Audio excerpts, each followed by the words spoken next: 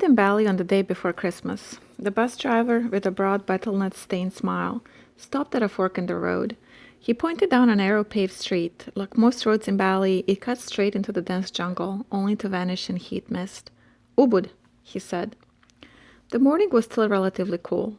December was a good month for Bali, with hot days, balmy nights, and long afternoons ending in spectacular multicolored sunsets.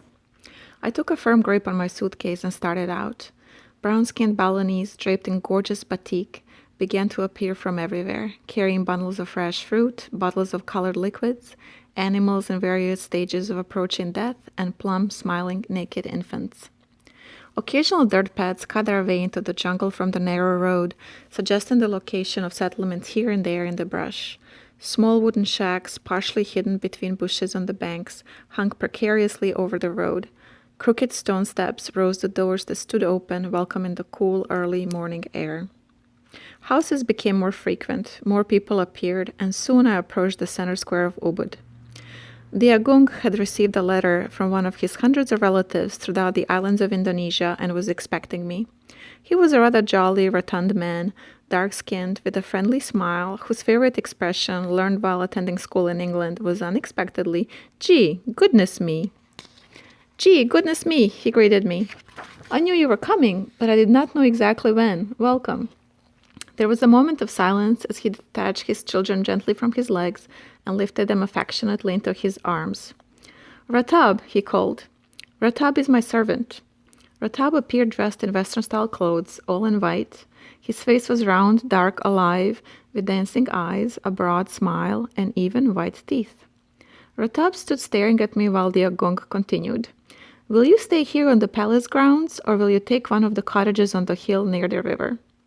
"I think I'd like a cottage if it means no additional trouble." "Gee, goodness me, no.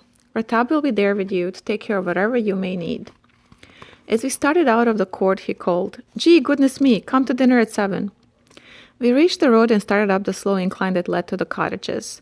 Ratab explained that he was 17 years old, had a secondary school education, and was now studying English. "You will like the cottages," he said. "I'm happy that you choose to stay there." "It's beautiful here," I said. "It's a perfect place to spend Christmas." "Christmas?" he asked. "What is Christmas?" "Christmas is the birthday of the Christian God, Jesus." Ratab was perhaps the most curious individual I have met in all my travels. Not simply a childlike curiosity, but a deep interest obsessed him that was not satisfied until he understood exactly, with no question, what was implied or stated. He would never allow a question in his mind to remain unanswered. "Who is the Christian God Jesus?" he asked. "Like your God, Vishnu. Well, sort of." "Yes," Ratab answered. "There is the river. It flows beneath the rope bridge ahead. But why would not the people allow Mary and Joseph to share their bed?" As I explained the story of Jesus' birth and Mary's and Joseph's travels. I explained that neither Mary nor Joseph knew anyone in Bethlehem. This did not seem to make any difference to Ratab, who insisted that someone should have made room for both of them in their bed. But they did not know that Mary was to give birth to their God, Jesus. "That is not important," Ratab insisted matter-of-factly. "If Mary was traveling, if she was going to have a child, what matter if it were a god or not? They should have given her a place to rest." There was certainly no arguing with this statement, and I realized that there were some things I would never ever be able to explain to Ratab. In a few moments, we had come to a steep gorge, green and rich with color. At the bottom rushed a clear river, pouring its way over and around the rocks of odd shapes and sizes. "This is our river," Ratab said. "It is a most sacred river, because all our ancestors are buried here, and their remains flow in the stream. We bathe here each day. You must bathe with us." We crossed over the shaky rope bridge. Below were groups of naked people, splashing happily in the river, washing their sarongs, or drying their bodies in the warm sun. "Tell me of the snow in Bethlehem," Ratab said suddenly. "Of what use is snow? And then you must explain why they would not let Mary and Joseph stay at the inn." After crossing the bridge, we made a sharp turn to our right and down a steep stairway. There, in a natural garden of grass and flowers, stood the cottages. Each cottage had a large living area covered with palm branches and open to the jungle. The bedroom was half as large, with wall-length pull-up shutters and a small Western-style bed. The water was carried up from the river to the actual cottages. All around the rooms were small oil lamps made of clay. The hard earth floor was swept clean. It was now shortly after noon. The sun was hot but pleasant. Ratab went off for a while to send the houseboy for food. When Ratab returned, he was followed by a tall, thin young man with shy and downcast eyes. He carried a tray covered with small dishes of exotic foods, which he set before me. Then he left without a word. When I finished eating, Ratab said, "Now you must rest. Later I will take you to bathe. If you want anything, call Adya. He will be here with you all the time, night and day." He had no sooner said this than Adya appeared to remove the tray. He did not raise his eyes as we were introduced. As I dressed that evening, I seemed to hear a soft moan, or was it a strange weeping?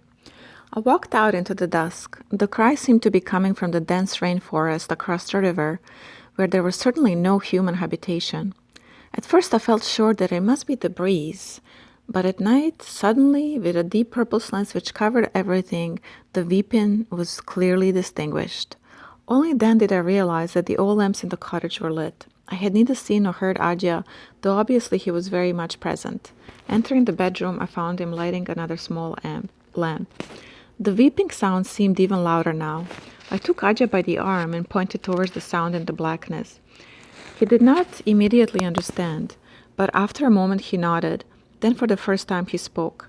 His voice was at once excited and animated. Of course I understood nothing. Upon finishing his complicated explanation, which he assumed I could understand, he took me into the bathroom and showed me the clear water he had carried from the river for my shave. Ratab arrived shortly, dressed in a richly colored sarong. His dark hair was partially hidden under a small two-cornered hat of red silk. He carried a small oil lamp to light our way to the palace. We crossed the footbridge in silence. On the banks of the river, in the rear of the compound, was a small elevated stage. Informally seated about it were all of the Agang's children, 20 or more, and several beautiful women. On the platform were an old priest, a woman, and a birthday child. A large white sheet was then stretched across the platform, and after everyone had gathered before it, a puppeteer worked behind it, treating us to a fantastic shadow play. The story was simple and required only a word or two of explanation. The Agang was delighted when I was acquainted with their holy book, the Ramayana, as it was an episode of this epic that was being produced. For about 15 minutes, Rama battled the forces of evil with those of good, and the children watched as he succeeded. The puppeteer supplied all the voices and manipulated various graceful, grotesque puppets with ease. The Agung rose when the performance was over. "You must see the truly great stories done by the master." He smiled to the assembled group. A child ran to the Agung to be picked up and hugged by his bare shoulder. "Gee, goodness me," he said, handing the child to one of the women. "Let us go to dinner." After dinner, the group relaxed on their pillows and the conversation started. The Agang's participation revealed his facility with the English language, his keen wit, his clear mind, and his exciting ideas about life. Here in Bali, things have not changed as in other parts of Indonesia. Somehow we continue to live as we please.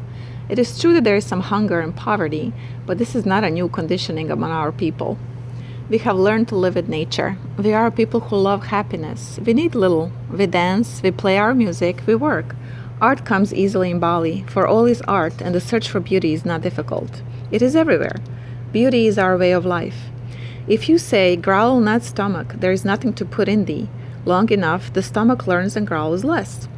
In Ubud, we are better off than most, for we are a colony of artists. My people are painters and dancers and wood carvers. Tourists came to look. We showed them our beauty. We have changed our painting in some cases to suit their tastes. Therefore, we have some small extent compromise with the rest of the world. But compromise enables us to eat, to sleep, and to live as we please. We are a superstitious people. We are affectionate without being passionate. We are strong without forgetting how to be dependent. We are proud without losing sight of the strength in being humble. "I hope," he said to me, "that you will stay long enough to know us."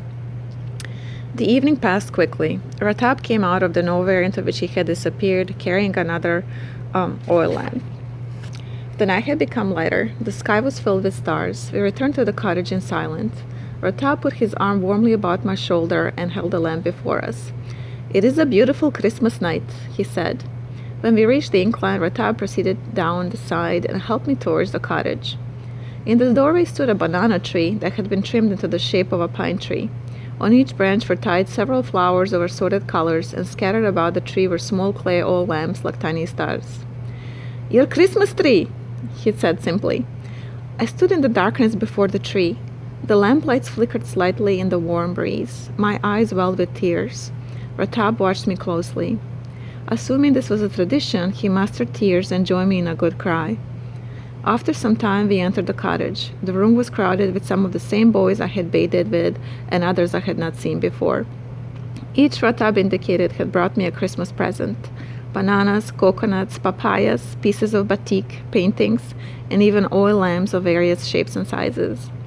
I sat on the floor among them, and the conversation never stopped. They all wanted to hear the story of Christmas from me. With Ratab translating, no more flowery presentation was ever made. When the story was told, I passed the fruit, and while they were eating, went into the bedroom. What did I have to give them? I had so little with me. I took everything from the suitcases that I could give away: my t-shirts, briefs, shirts, socks, no matter what. It was the spirit. They were all delighted with their gifts and discarded their elaborate batiks to put on jockey shorts and t-shirts, all too large for their slim bodies. They began to dance and sing and were pleased when I joined them. In the midst of all the laughter, the sound from across the river could again be heard. This time I felt sure the sound was a human weeping. "What is that, Ratab?" I asked. "Oh, it is the spirits," he said simply.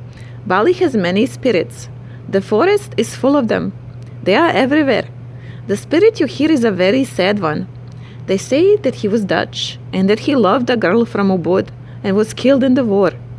The girl leaped from this very cliff into the sacred river, so she too has never died.